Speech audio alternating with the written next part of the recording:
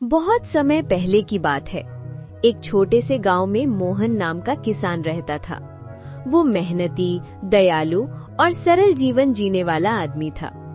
मोहन के पास खेत थे, थोड़ी सी जमीन और एक छोटी झोपड़ी। उसकी सबसे बड़ी खुशी थी अपने खेत और जंगल के जानवर। हर सुबह मोहन खेतों में काम करता, गाय को चारा देता और पेड़ों की निगरानी करता। उसके खेत के पास एक घना जंगल था जिसमें तरह तरह के जानवर रहते थे।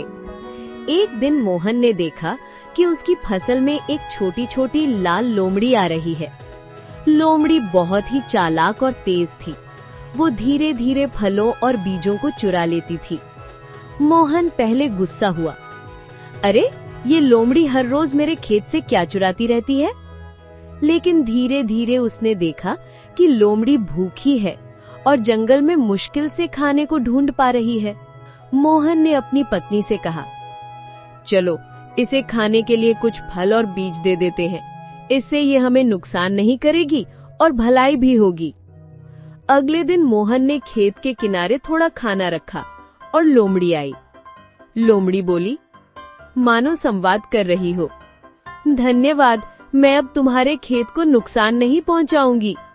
मोहन मुस्कुराया और बोला, ठीक है, लेकिन याद रखना अब हम दोस्त हैं।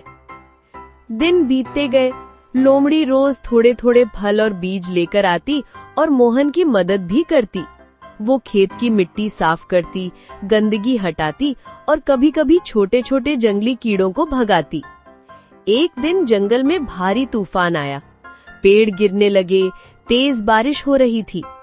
मोहन अपने खेत और झोपड़ी की रक्षा करने में व्यस्त था। तभी लोमड़ी आई और चिल्लाई, मोहन जल्दी आओ, पेड़ तुम्हारे घर के पास गिरने वाला है। मोहन ने लोमड़ी की चेतावनी पर ध्यान दिया और समय रहते पेड़ को हटा दिया। तूफान के बाद मोहन ने देखा कि लोमड़ी ने सच में उसकी मदद की थी।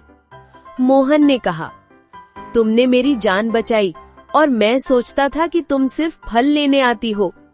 लोमड़ी बोली, दोस्ती में कभी चालाकी नहीं, बस समझदारी चाहिए।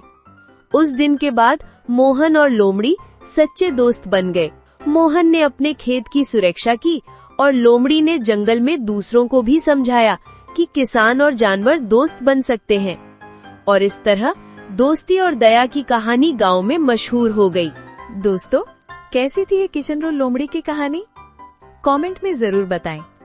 और ऐसी कहानियाँ देखने के लिए हमें फॉलो और सब्सक्राइब जरूर करें। आपका एक शेयर और लाइक हमें मोटिवेट करता है। और ऐसा कोई आपका दोस्त हो, उसे शेयर जरूर करें जो ऐसी कहानियाँ देखता हो। ओके, तो हम मिलेंगे अब दूसरी कहानी में। जय हिंद।